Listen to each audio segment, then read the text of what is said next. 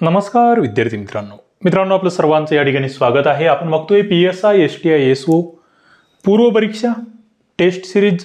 आता 26 फेब्रुवारीची पूर्व परीक्षा या ठिकाणी जवळ आली आहे। पुढची पूर्व पुन्हा या ठिकाणी 2022 ची होणार आहे। दोन्हीच्या दृष्टिकोनातून प्रीचा या ठिकाणचा आपला सिलेबस आपण कव्हर करतोय टेस्ट सिरीजच्या माध्यमातून। एकूण 20 टेस्ट या ठिकाणी तुमच्यासाठी आहेत आणि याच्यात एक लक्षात घ्या, ग्रुप सी च्या सुद्धा वेगळ्या 20 टेस्ट आणि राज्यसेवा पूर्वच्या वेगळ्या 20 टेस्ट आपण आणलेले आहेत STI RCP ॲप्लिकेशनवर। आजची टेस्ट जी आहे ती सामान्य विज्ञान या घटकावरील आहे। मित्रांनो, ग्रुप बी ग्रुप सी राज्यसेवा पूर्व सध्या सगळ्यात महत्त्वाचा विषय जो झालाय ना तो झाला विज्ञान। म्हणजे जिथे घाम निघतोय का खरं जे क्वालिटी तुमची कळती विज्ञानामध्ये कळते आणि ती आपल्याला मेंटेन करायची आहे। तुम्हाला या ठिकाणी या टेस्ट तुम्ही जसं सोडवत जाल तसं तुमचं विज्ञानावर या ठिकाणी कमांड येणार आहे। बघूया आपण या ठिकाणी आजच्या टेस्टमधले प्रश्न नोट डाऊन करून घ्या, रॅपिड नोट्स काढण्याचा प्रयत्न करा, बऱ्याच गोष्टी शिकणार आहात। खालीलपैकी चुकीचे विधान ओळखा। आता जे मित्र STI RCP ॲप्लिकेशनच्या टेस्ट सिरीजला जॉईन झाले, खूप सारे मित्र महाराष्ट्रभरातील जॉईन आहेत, तुम्ही ऑलरेडी टेस्ट सोडवत असणार आहात। आतापर्यंत आपण 15 टेस्ट अपलोड केले आहेत, पुढच्या लगेच काही दिवसात अपलोड होऊन जातील। तर तुम्हाला टेस्ट सोडवल्यानंतर या ठिकाणी हे लेक्चर्स बघायचे आहेत, हे लक्षात घ्या। ही जी आहे टेस्ट नंबर 2 मधलं या ठिकाणचं हे सेशन आहे, जी PSI STI SO ची टेस्ट 2 आहे, त्याच्यामधील लक्षात घ्या। चुकीचे विधान ओळखा। सर्व धमन्या रक्ताचे वहन हृदयाकडून शरीराकडे करतात, परंतु फुफ्फुस धमनी याला अपवाद आहे। धमन्या। दुसरं, शरीरातील सर्व धमन्या शुद्ध रक्ताचे वहन करतात। विधान अयोग्य। विधान फक्त ब योग्य। दोन्ही सॉरी कोणते विधान चुकीचे विचारलंय इथे हे नीट हे वाचणं फार गरजेचं आहे। विधान अ विधान ब दोन्ही की दोन्ही नाहीत, माझाही घोळ झाला होता। हा होतो, सराव नसेल तर होतो, त्याच्यासाठीच मग या टेस्ट सिरीज आहेत। मुद्दाम वरती उलट्या पद्धतीचं वाक्य टाकलंय, तुम्हाला ओळखायचंय। बघा, आधी वाचा। धमन्यांचं कार्य काय आहे ते तुम्हाला या ठिकाणी माहीत असलं पाहिजे। शिरांचं कार्य काय आहे ते तुम्हाला या ठिकाणी माहीत असलं पाहिजे।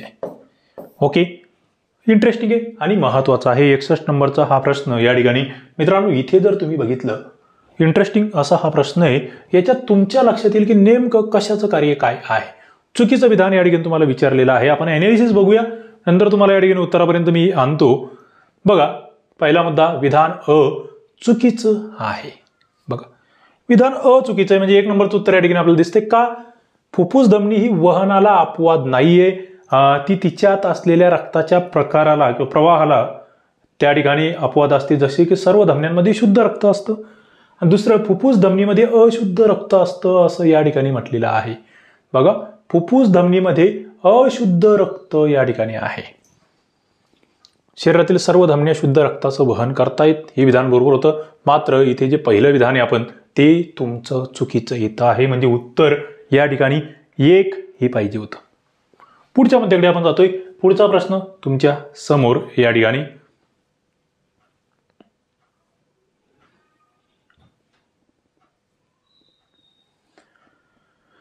बघा, खालीलपैकी कुठले थायरॉक्सिनचे कार्य नाही? थायरॉक्सिन, ओके, थायरॉक्सिनचं कार्य कुठलं नाहीये असा प्रश्न विचारलाय। ग्लुकोजचे ऑक्सिडीकरण वाढवणे व ऊर्जा निर्मिती करणे। दुसरं, प्रथिन संश्लेषणाचं नियंत्रण करणे। तिसरं, स्तन ग्रंथीतून दुधाला बाहेर स्रावण्यास चेतना देणे। आणि चौथं, कंठ ग्रंथीवर नियंत्रण ठेवणे। थायरॉक्सिन, थायरॉइड आम्हाला माहिती असतं, त्या संदर्भातला हा प्रश्न होता आणि खाली तुम्हाला ओळख नाही म्हटलेलं होतं। कोणतं कार्य नाही? अ क, क ड, ब क ड की फक्त क? इंटरेस्टिंग प्रश्न आहे। 62 नंबरचा हा प्रश्न या ठिकाणी तुम्हाला दिसतोय। मित्रांनो, इथे जर बघितलं ना, पहिला मुद्दा म्हणजे तुम्हाला ग्लुकोजचे ऑक्सिडीकरण करणे वाढवणे, तिथे ऊर्जा निर्मिती करणे हे कार्य आहे का? तर यस, हे तर कार्य आहे थायरॉक्सिनचं। प्रथिन संश्लेषणाला मदत त्याचं नियंत्रण करणे आहे का? तर यस, प्रथिन संश्लेषणाचं नियंत्रण करणे आहे। मात्र स्तन ग्रंथीतून जे दुधाला बाहेर स्रावण्यासाठी इथे वेगळं संप्रेरक आहे। कंठ ग्रंथीवर नियंत्रण, बघा आता हे थायरॉक्सिनचा स्राव हा कंठस्थ ग्रंथीतून होतोय, मात्र नियंत्रण त्याच्यावर ठेवणं हे नाहीये, हे तर फसवतंय। म्हणून क आणि ड या ठिकाणी उत्तर तुमचं असणार आहे। आपण याचं स्पष्टीकरण बघूया। बघा, या ठिकाणी तुम्हाला पाहिलं जे तिसरं विधान जे चुकीचं म्हटलं ना आपण, की ते स्तनग्रंथीमधून दुधाला स्रावण्यास मदत कोण करते, तर ते ऑक्सिटोसिन या ठिकाणी मदत करते, हे लक्षात घ्या. ते ऑक्सिटोसिन नावाचं संप्रेरक आहे, त्याचं ते कार्य आहे. दुसरा मुद्दा जो होता, जे चौथं विधान आपण चुकीचं म्हणतोय, कंठग्रंथीतून नियंत्रण, हे TSH ज्याला आपण थायरॉइड स्टिम्युलेटिंग हार्मोन म्हणतोय, या संप्रेरकाचं कार्य आहे. बघा, कंठग्रंथीतून नियंत्रण जे म्हणतोय आपण ते म्हणजे थायरॉक्सिन जरी थायरॉइडमध्ये तिथून स्रावलं जात असलं तरी त्या ग्रंथीवर नियंत्रण ते करत नाही, हे लक्षात घ्या. म्हणून या ठिकाणी पहिले 2 विधानं बरोबर होते आणि नंतरचे 2 विधानं चुकीची होते. आपण पुढच्या प्रश्नाकडे जातोय. PSI STI ASO संपूर्ण कोर्स सुद्धा आहे, 1 वर्षाचा. सगळं बेसिक पासून तुम्हाला सगळा कोर्स पाहिजे असेल, ॲप्लिकेशन डाउनलोड करा, स्टोअर सेक्शनला जा, त्या ठिकाणी तुम्हाला तो कोर्स घेता येईल. पूर्ण तयारी करा. आणि फक्त टेस्ट पाहिजे असतील 20 टेस्ट आणि इतर सब्जेक्ट वाईज 250+ टेस्ट आहेत. पुन्हा प्रत्येक विषयाच्या 50-50 गुणांच्या 7 विषयाच्या 7 टेस्ट आहेत, त्या सुद्धा तुम्हाला या ॲप्लिकेशनवर भेटणार आहे कंबाईन पूर्वसाठीच्या. पुढे जातोय आपण. पुढचा प्रश्न तुमच्यासाठी बघा, कार्य दिलेले, विधान दिलेले, लक्षात घ्या म्हटले. याचा उल्लेख पेशीचा रासायनिक कारखाना असा केला जातो. दुसरं, याला स्रावी अंगक म्हणून ओळखले जाते. तिसरं, हे पेशीभित्तिका, प्रद्रव्यपटल आणि लयकारिका यांच्या निर्मितीमध्ये मदत करते. वरील तिन्ही वाक्य खालील कुठल्या पेशी अंगकाशी संबंधित आहे? बघा, कशाचं वर्णन आहे हे? म्हणजे पेशीचा रासायनिक कारखाना, स्रावी अंगक, पेशीभित्तिका, प्रद्रव्यपटल, लयकारिका यांच्या निर्मितीमध्ये मदत. पेशी आम्ही अभ्यासलेल्या आहे, पेशी. ओके, सेल्स म्हणतो आपण, मग त्या सेल, पेशीचा शोध, पेशी केंद्रक, पेशी अंगक, अनेक मुद्दे त्याच्यावर लेक्चर घेतलेले आहेत आपण. बघा, इथे तुम्हाला 63 नंबरचा प्रश्न आहे. तंतुकणिका, गोल्गी कॉय, अंतर्द्रव्य जालिका कोणतेही नाही असं म्हटलेलं आहे. उत्तर तुम्हाला द्यायचं आहे. मित्रांनो, पेशीचा रासायनिक कारखाना, रासायनिक कारखाना असं म्हटलं गेलं आहे, किंवा त्यालाच आम्ही स्रावी अंगक असंही म्हणतोय, किंवा या सगळ्यांच्या निर्मितीमध्ये जे उपयुक्त आहे त्याला आम्ही तंतुकणिका असं म्हणतो. त्याला आम्ही मायटोकॉन्ड्रिया असं सुद्धा म्हणत असतो. ओके, हा इंग्लिशमधला शब्दही या ठिकाणी लक्षात ठेवायचा आहे. स्पष्टीकरण आपण बघूया. 63 नंबरचा हा प्रश्न या ठिकाणी तुमच्या समोर आहे.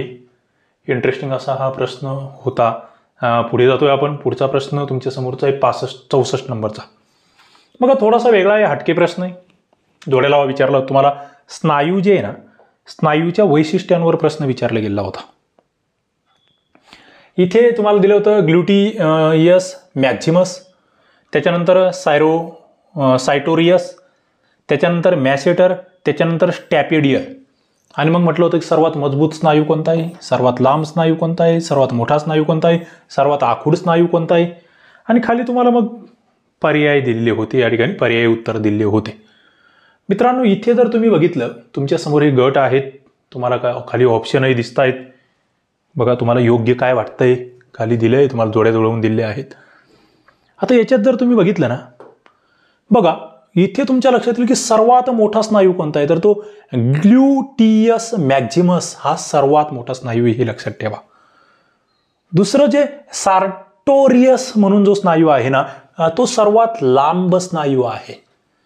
त्याच्यानंतर मॅसेटर हा सर्वात मजबूत स्नायू आहे, आणि स्टॅपेडियल हा जो आहे हा सर्वात आखूड स्नायू आहे. याच्यानुसार जर आपण जोडी जुळवली तर 2 नंबरचं उत्तर येत असतं. थोडंसं फॅक्ट बेसवर आहे, परंतु आम्हाला माहीत असावं, वाचलेलं असेल तर निश्चितपणे हे प्रश्न आल्यानंतर आमचा चुकणार नाही. पुढच्या मुद्द्याकडे आपण जातोय. इथे तुम्हाला त्या जोड्या लावून दिलेल्या आहेत. त्याच्यानंतर आपण पुढे जातोय. विधानं दिले आणि खाली पर्याय दिलेले आहेत. बघा, खोड हे आदी कारकापासून तयार होते असं म्हटलंय. बघा, त्याच्यानंतर मूळ हे रॅडिकल पासून तयार होते असं म्हटलंय, आणि त्याच्यानंतर पर्णकांड हे खोडाचे रूपांतरण आहे असं म्हटलेलं आहे. 3 विधान आहे, खोड, पानं, मुळं याच्या संदर्भातली विधान आहे. खाली दिले अ आणि ब बरोबर, क चूक, अ ब क बरोबर, अ ब क चूक, आणि फक्त ब बरोबर. 65 नंबरचा प्रश्न तुमच्या समोर आहे. मित्रांनो, इथे काय, खोड हे आदिकारकांपासून तयार होत आहे का? येस. मूळ हे रॅडिकल पासून तयार होतंय का? यस. पर्णकांड जे आहे हे खोडाचं रूपांतर आहे का? तर यस. या ठिकाणी तीनही विधानं बरोबर आहे. इथे अ ब क हे उत्तर आलं पाहिजे. 65 नंबरचा हा प्रश्न होता. इंटरेस्टिंग आहे, महत्वाचा आहे. पुढे आपण जातोय 66 नंबरच्या प्रश्नाकडे. बघा, काही विधान तुम्हाला दिले आणि त्यापैकी असत्य विधान ओळखा असं म्हटलेलं आहे. स्टेनलेस स्टीलला निकेलमुळे काठिण्यता प्राप्त होते. बघा, आपण जे संमिश्र अभ्यासात असतो त्यावरचा हा प्रश्न आहे. स्टेनलेस स्टील काठिण्यता कशामुळे प्राप्त होते? पहिलं विधान आहे. दुसरं, ड्युरॅल्युमिनियम जे आहे ना, या संमिश्राचा वापर विमानाचे पार्ट बनवण्यासाठी केला जातो. याच्यावर प्रश्न आलेला आहे. त्याच्यानंतर असंतृप्त द्रावणामध्ये असलेल्या द्राव्याच्या प्रमाणाला त्या द्रावणाची विद्राव्यता असं म्हटलं जातं. आणि खाली दिले मग फक्त अ ब, फक्त ब क, फक्त अ क आणि अ ब क. बघा, तुम्हाला काय विचारलेलं आहे? असत्य विधान ओळखा. हे वाचणं फार महत्वाचं आहे की याला सिली मिस्टेक्स म्हणतात. ते जर व्यवस्थित वाचलं नाही तर तुम्हाला असत्य सत्य, काही जणांना उत्तर येत असून इथे चुकतात. इथे जर बघितलं ना तुम्ही तर तुम्हाला असत्य आहे ना, पहिलं जर बघितलं तुम्ही काठिण्यता कशामुळे येते तर ते चुकतंय. का चुकतंय थोडासा विचार करा, मी तुम्हाला स्पष्टीकरणामध्ये सांगतो. दुसरं, ड्युरॅल्युमिनियम जे आहे विमानाचे पार्ट, यस बरोबर आहे. तिसरं, विद्राव्यता जे हे चुकतंय. हे जे असंतृप्त म्हटलेलं होतं ना, इथे गोळ आहे. संतृप्त द्रावणात असलेलं जे द्राव्याचं प्रमाण आहे त्याला आम्ही द्रावणाची विद्राव्यता म्हणतो. हे तुम्हाला माहीत असलं पाहिजे. 66 नंबरचा हा प्रश्न आहे. बघा, याच्यात जर तुम्ही बघितलं तर तुम्हाला पहिलं विधान जे दिलं होतं की निकेलमुळे याला काठिण्यता प्राप्त होते ते चुकलं आहे. कार्बनमुळे स्टेनलेस स्टीलला काठिण्यता आहे, कठीणता आहे आणि निकेलमुळे चकाकी आहे. लक्षात घ्या, मुद्दे नोट डाऊन करून घ्या. विज्ञान अवघड नाहीये. आम्ही विज्ञानाला वेळ देत नाही आणि आपले विज्ञानाचे सगळे आपण जेवढे 20 टेस्ट तुम्हाला दिले आहे, बघा तुम्ही 20 टेस्ट जर सोडवल्या 2000 प्रश्नांचा सराव तुमचा होणार आहे. आणि माझं तर सगळ्यांना सजेशन राहील, जे ग्रुप बी ची तयारी करतायत त्यांनी ग्रुप सी च्या सगळ्या टेस्ट सोडवा. सिलेबस सेम एप्रिलला त्या 20 आणि या 20 40 टेस्ट जर तुम्ही सोडवल्या ना STI RCP ॲप्लिकेशनच्या, किती आणि खूप सारे जण जॉईन झाले दोन्ही टेस्ट सिरीजला. 40 टेस्ट म्हणजेच किती? 4000 प्रश्न. किती? 4000 प्रश्न या ठिकाणी जर तुम्ही सोडवले, बस विषयच क्लोज. मग या 4000 मध्ये विज्ञानाचे जवळपास 15-20 प्रत्येक प्रश्नपत्रिकेमध्ये 40 प्रश्नपत्रिकेमध्ये आहेत. तर तसा सराव तुम्हाला करावा लागेल. पुढे बघा, इथे संतृप्त द्रावण म्हटलेलं होतं, त्या द्रावणात असलेल्या द्राव्याच्या प्रमाणाला विद्राव्यता म्हणतात.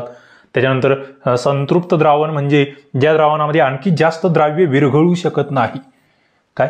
आणखी जास्त द्राव्य ज्याच्यामध्ये विरघळू शकत नाही त्याला आम्ही संतृप्त द्रावण असं म्हणत असतो. हे तुम्हाला माहीत असलं पाहिजे. मुद्दे क्लिअर होत आहेत, तुम्हाला कळत असावं. ओके, कळत असावं, कारण खूपही जास्त मी तुम्हाला त्या ठिकाणी डीपमध्ये घेऊन गेलो तर मग खूप जास्त वेळ लागेल. म्हणून मी कामापुरतं या ठिकाणी आपण ॲनालिसिस त्याचं दिलेलं आहे, जेवढं तुमच्या कामाचं आहे तेवढं.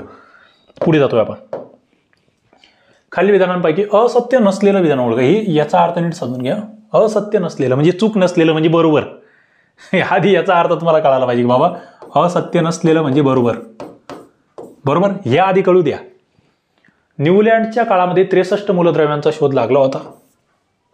दुसरं, डी खंडातील सर्व मूलद्रव्ये हे धातू आहेत.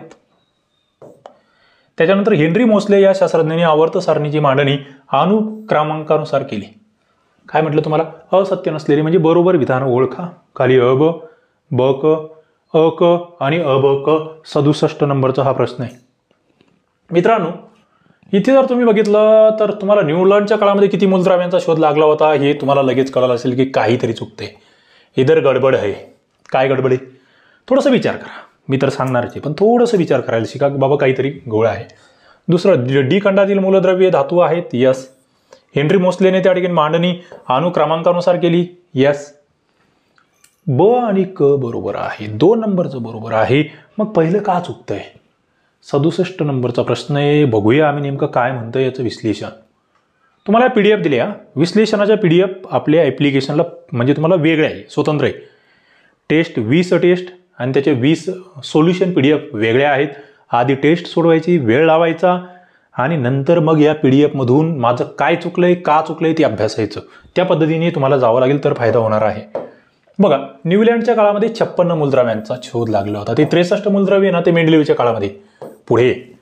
पुढे हेनरी मोस्ले वगळता बाकी सर्वांनी मूलद्रव्याच्या अणुवस्तुमानांकाचा आधार घेतलेला होता हे लक्षात घ्या. म्हणजे मोस्लेने अणुअंकाचा आधार घेतलाय. मोस्ले जो आहे ना तो काय करतोय, अणुअंक. मात्र इतर जे आहेत ते सगळे अणुवस्तुमानांकाचा आधार घेत आहे. हा मुद्दा इथे माहीत असला पाहिजे. पुढे आपण जातोय 68 नंबरच्या प्रश्नाकडे. बघा,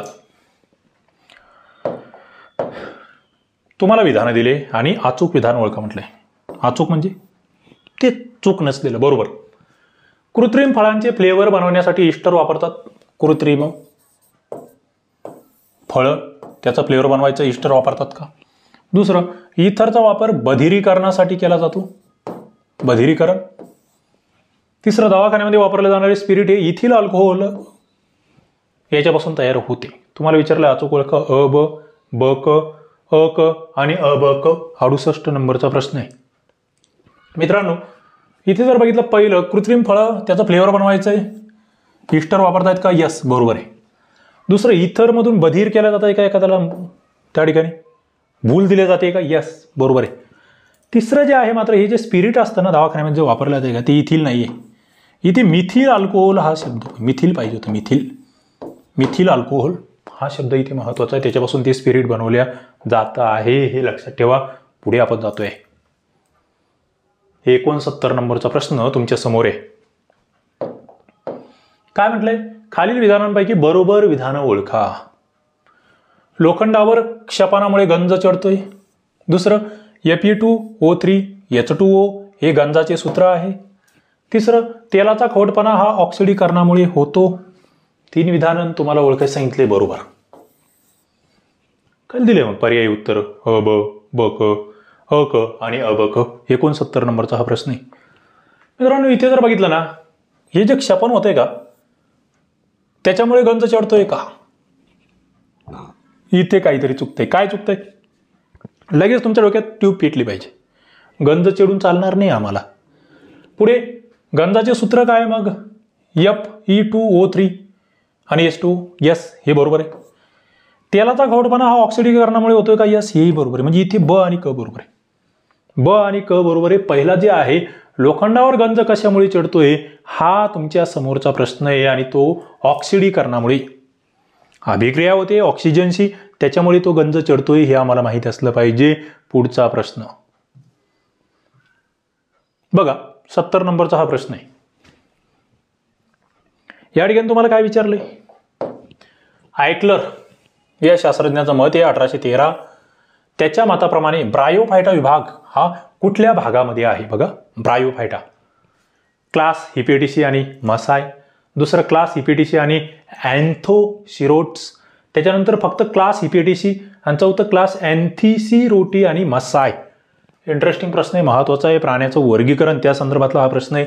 70 नंबरचा मित्रांनो, क्लास हिपेटिसी आणि मसाय या भागामध्ये हा ब्रायोफायटा विभाग आहे हे लक्षात ठेवा. क्लास हिपेटिसी आणि मसाय आपण ज्याला म्हणतोय 70 नंबरचा हा प्रश्न आहे. बघा, या ठिकाणी जर तुम्ही बघितलं तर या गटातल्या वनस्पती जे असतात ते अपुष्प, अबीजधारी आणि असंवहनी असतात. ओके, ब्रायोफायटा गटातल्या काही वनस्पतींना खोड, पाने वगैरे असू शकतात, ज्यामध्ये मॉस, रिक्षा खोड, पाने नसतात, यासारखे अवयव नसतात. त्यामध्ये मॉस, रिक्षा वगैरे यांचा समावेश होतो. आणि पुढचा प्रश्न जो की खूप साऱ्या वेळा आलाय, विविध परीक्षांना आलाय, प्रत्येकाचा तोंडपाठ असलं पाहिजे. मानवी शरीरामध्ये जवळजवळ टिंब किलोमीटर लांबीच्या रक्तवाहिन्या आहे असं म्हटलेलं आहे. किती किमी लांबीच्या? 10,000, 98,000, 97,000 की 98,500? मानवी शरीरामध्ये किती किलोमीटर लांबीच्या रक्तवाहिन्या आहेत? तर 97,000 किलोमीटर. ओके, हे उत्तर क्रमिक पुस्तकामधला हा प्रश्न आहे. सहज सोपं लक्षात ठेवा. पण मानवी शरीरासंदर्भात इतर बाबी आणखी आम्हाला या ठिकाणी लक्षात ठेवायचे आहे. काय? 97,000 किमी बरोबर आहे. त्या रक्तवाहिन्या काय करतायत? शुद्ध रक्ताचा पुरवठा करतायत. पुढे 3 प्रकारच्या या रक्तवाहिन्या असतात हे तुम्हाला माहीत असलं पाहिजे. त्याच्यानंतर या रक्तवाहिन्या कोणकोणत्या? एक तर धमन्या, दुसऱ्या शिरा आणि तिसऱ्या केशवाहिन्या, असे हे 3 प्रकार आहेत रक्तवाहिन्यांचे. धमन्यांचं कार्य काय? बघा, ज्या हृदयापासून शरीराकडे रक्ताला घेऊन जात आहेत. ऑक्सिजनयुक्त रक्ताचा पुरवठा करतायत कोण? धमन्या. त्याच्यानंतर शिरा काय करतायत?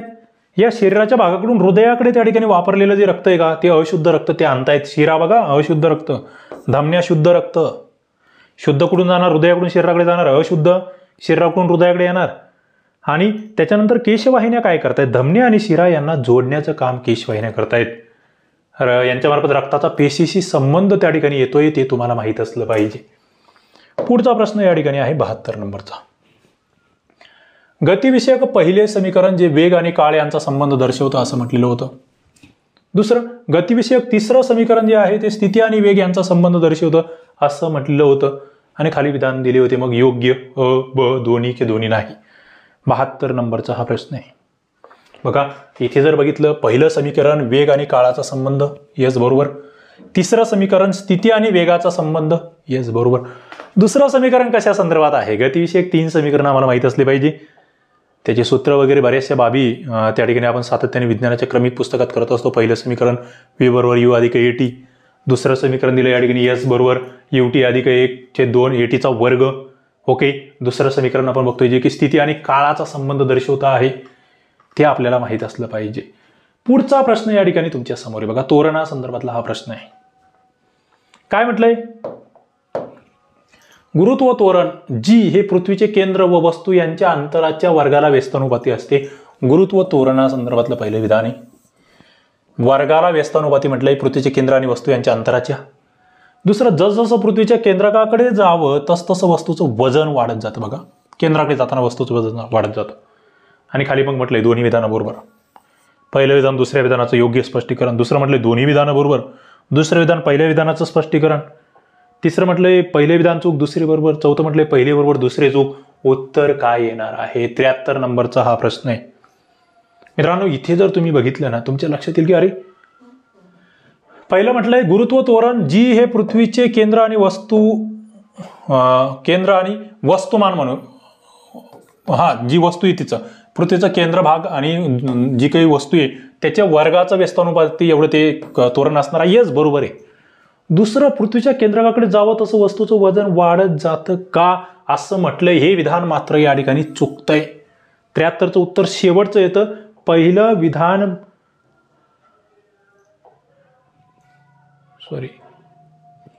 73 नंबरचा प्रश्न आहे त्याचं उत्तर या ठिकाणी येतंय पहिलं विधान बरोबर दुसरं विधान चुकीचं. काय घडतंय नेमकं गुरुत्व त्वरणामध्ये बघा. गुरुत्व त्वरणाचं सूत्र या ठिकाणी लक्षात ठेवा. जी बरोबर काय? gm भागिले r चा वर्ग. m म्हणजे पृथ्वीचं वस्तुमान, r म्हणजे पृथ्वीची त्रिज्या. ओके. वस्तुमान आणि या ठिकाणी त्रिज्या आपण बघतोय पृथ्वीच्या पृष्ठभागापासून जसं जसं दूर जावं का तसं त्रिज्या वाढेल म्हणजे त्वरण हे कमी होत जाईल. म्हणजेच वजन हे कमी जाणवायला लागेल. तिथे वजन वाढतं असं म्हटलेलं होतं ते लक्षात घ्या. परंतु पृथ्वीच्या केंद्राकडे जर तुम्ही गेले तर त्रिज्या कमी होत जाते. तसेच त्या पृथ्वीचे वस्तुमान सुद्धा कमी होत जाते. म्हणून जीची किंमत सुद्धा त्या ठिकाणी कमी होत जाते आणि वस्तूचे वजन त्या ठिकाणी कमी होत जाते. म्हणजे तुम्ही केंद्राकडे जाताना पृथ्वीच्या केंद्रभागाकडे जाताना त्या ठिकाणी वस्तूचं वजन हे कमी होत जाणार आहे हे लक्षात ठेवायचं आहे. पुढचा प्रश्न या ठिकाणी तुमच्या समोर आहे 74 नंबरचा. कार्य ऊर्जा चुकीचं विधान ओळखा म्हटलं होतं. पहिलं दिलंय कार्य ही सदिश राशी आहे. दुसरं दिलंय कार्य हे ऋण किंवा धन असू शकते. ओके. सदिश राशी. दुसरं ऋण किंवा धन असू शकतं. आणि खाली म्हटलंय तुम्हाला चुकीचं ओळखा. ब दोन्ही नाही. 74 नंबरचा प्रश्न. चुकीचं काय आहे बघा. इथे जर बघितलं तुम्ही कार्य ही कोणती राशी आहे इथे चुकतंय भाऊ. कार्य धन असू शकतं ऋण असू शकतं का? यस ते बरोबर आहे. मात्र पहिलं चुकतंय. कार्य ही सदिश राशी नाहीये. कार्य ही अदिश राशी आहे. ते आम्हाला माहित असलं पाहिजे. ऋण धन शून्य सुद्धा कार्य असू शकतं. धन कार्यामध्ये विस्थापनाच्या दिशेने बल लावलेलं असेल धन कार्य होतंय. ऋण कार्यामध्ये विस्थापनाच्या विरुद्ध दिशेने बल लावतंय. ओके. त्याच्यानंतर बल कार्यरत असताना विस्थापन हे शून्य असेल तर कार्य शून्य असू शकतं. त्या बाबी तुम्हाला माहीत असल्या पाहिजे. या ठिकाणी या मुद्द्यावरून आपल्या लक्षात येत आहे. STI RCP ॲप्लिकेशन मला वाटतं तुम्हाला हे मुद्दे समजत असणार आहेत थोडक्यात. पण रिव्हिजनसाठी या टेस्ट सिरीज गरजेच्या आहेत आणि बऱ्याचशा बाबी तुम्हाला या ठिकाणी क्लिअर होत आहेत. तुमच्या कन्सेप्ट ऑलरेडी आपण क्लिअर करतोय त्याची वेगळी सेशन घेतो आहे. मात्र या ठिकाणी टेस्ट आणि त्याचंही ॲनालिसिस. चला, हा व्हिडिओ तुम्हाला आवडला असेल नक्की लाईक करा, आपल्या मित्रांना शेअर करा, चॅनलला सबस्क्राईब करा आणि आपलं ॲप्लिकेशन राज्यसेवा करत असाल PSI STI ASO group C तलाठी भरती सगळ्यांचे कोर्सेस तुम्हाला ॲप्लिकेशनवर भेटणार आहे. खाली डिस्क्रिप्शन बॉक्समध्ये लिंक दिलेली आहे.